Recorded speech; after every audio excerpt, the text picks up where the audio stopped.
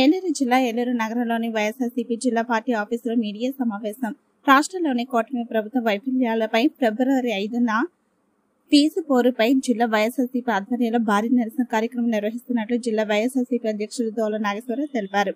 ఏలూరు నగరంలోని వైసీపీ కార్యాలయాల విలేకరుల సమావేశం జరిగింది. ఈ సందర్భంగా దోల నాగేశ్వరరావు మాట్లాడుతూ రాష్ట్రంలో ప్రస్తుత ప్రభుత్వం ప్రజాపాలనలో పూర్తిగా విఫలమైందని విమర్శించారు. విద్యార్థుల భవిష్యత్తు కోసం దివంగత నేత వైఎస్ రాజశేఖర రెడ్డి ప్రవేశపెట్టిన పథకాన్ని అదేవిధంగా వైసీపీ అధ్యక్షులు జగన్మోహన్ రెడ్డి సంపూర్ణంగా అమలు చేయగా ప్రస్తుతం చంద్రబాబు నాయుడు పాలనలో కూటమి ప్రభుత్వం పూర్తిగా విఫలమైందని విమర్శించారు. మరి దీనిపై ప్రతి ఒక్కరు స్పందించి వైఎస్ఆర్సీపీ నాయకులు జగన్మోహన్ రెడ్డి పిలుపు మేరకు నిరసన కార్యక్రమాన్ని అందరూ పాల్గొని జయప్రదం చేయాలని కోరారు. మరి పెట్టినటువంటి చంద్రబాబు నాయుడు గారు మరి అదే వరుసలో మధ్యాహ్నం భోజనం బకాయిలు 148 కోట్లు పెట్టి వెళ్ళిపోయినటువంటి చంద్రబాబు నాయుడు గారు వాటిని జగనన్న ప్రభుత్వం బాధ్యతగా తీసుకుని అన్ని కూడా తీర్చుకుంటూ వచ్చాం. అంతేగాని ఈ చంద్రబాబు నాయుడు గారు లాగా ప్రతి మాటకు కూడా ప్రతి సబ్జెక్ట్కి ప్రతి కార్యక్రమానికి జగనన్న మీద వేసినటువంటి నిందలాగా చంద్రబాబు నాయుడు గారి మీద నిందలు వేయలేదు. అలాగే ఇప్పుడు గద్దెనెక్కిన చంద్రబాబు నాయుడు గారు దెయ్యాలు వేదాలు వల్లించినట్లుగా పెండింగ్ బకాయిల పైన మరి చంద్రబాబు నాయుడు గారు లోకేష్ గారు వ్యాఖ్యలు ఫీజు బకాయిలు వెంటనే చెల్లించకపోతే తగిన మూల్యం చెల్లించుకోవడం తప్పదని కూడా మనం ఇవన్నీ కార్యక్రమంలో మరి రేపు ఫిబ్రవరి 5వ తేదీన విజయవంతం కావడానికి అందరూ కూడా వైఎస్ఆర్సీపీ కుటుంబ సభ్యులతో కాకుండా విద్యార్థుల తల్లిదండ్రుల సహాయంతో ఈ కార్యక్రమాన్ని దిగ్విజయం చేస్తామని మరి తెలియజేస్తూ అందరికీ నమస్కారం. కానగుణం దయాతత్వంతో చాలా మంది పేద విద్యార్థులు ఇంజనీరింగ్లు పూర్తి చేసుకుని డాక్టర్లు పూర్తి చేసుకుని ఇతర దేశాలకు వెళ్ళి వాళ్ళ కుటుంబాలన్నీ కూడా చాలా చక్కగా ఉంటూ అందరికీ రాజశేఖర రెడ్డి గారి చిత్రపటాలు ఇంట్లో పెట్టుకుని పూజించే స్థితిలో ఉన్నారు. ఆయన ప్రభుత్వం ఆయన కాలం చేసిన తర్వాత 2009 ఎలక్షన్ అయిన తర్వాత 2011 ఆయన కాలం చేసిన తర్వాత ఇది మరుగున పడిపోయింది. తర్వాత 2014లో ప్రస్తుత ముఖ్యమంత్రి చంద్రబాబు నాయుడు గారు ఆయన గద్దెనెక్కి ఈ ఫీజు రీఇంబర్స్మెంట్ అనేది మూలపడేశారు.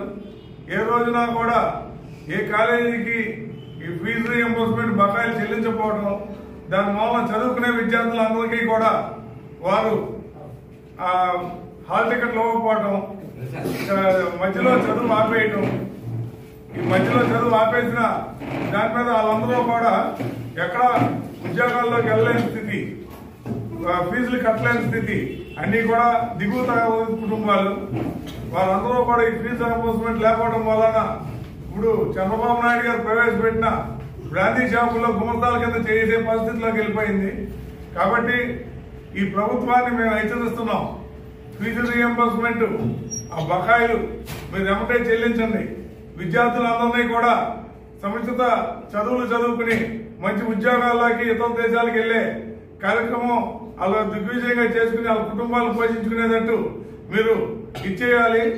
అలాగే సిబిఎస్ఈ సిలబస్ జగన్ గారు ప్రవేశపెట్టింది మీరు మళ్ళీ అమలు పరిచి ఇచ్చేయాలని మేమందరం డిమాండ్ చేస్తున్నాం.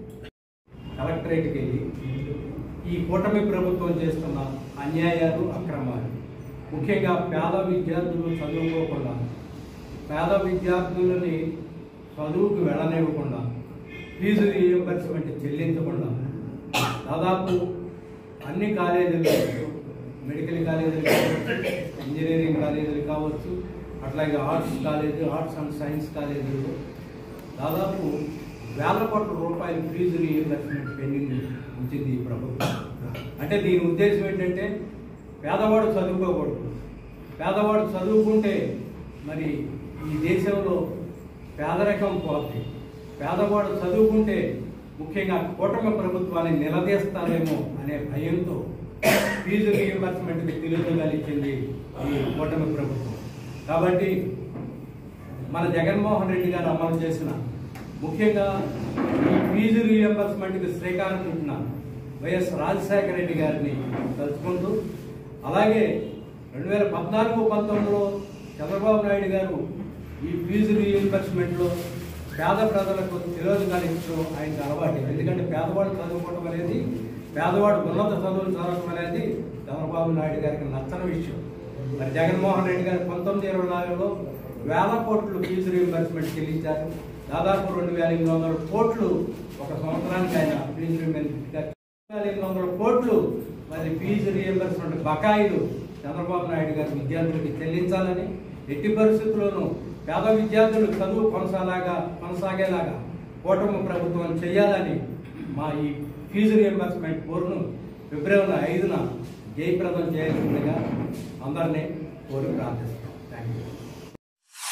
తెలుగు రాష్ట్రాల్లో సరికొత్త ఒరవడితో ప్రతి క్షణం ప్రజాపక్షం నిలిచేందుకు minute to minute live updates తో పాలిటిక్స్ టు ఎంటర్టైన్మెంట్, ఎప్పటికప్పుడు తాజా వార్తలు, సరికొత్త విశ్లేషణతో మీ ముందుకు వస్తోంది APNTS తెలుగు న్యూస్ ఛానల్.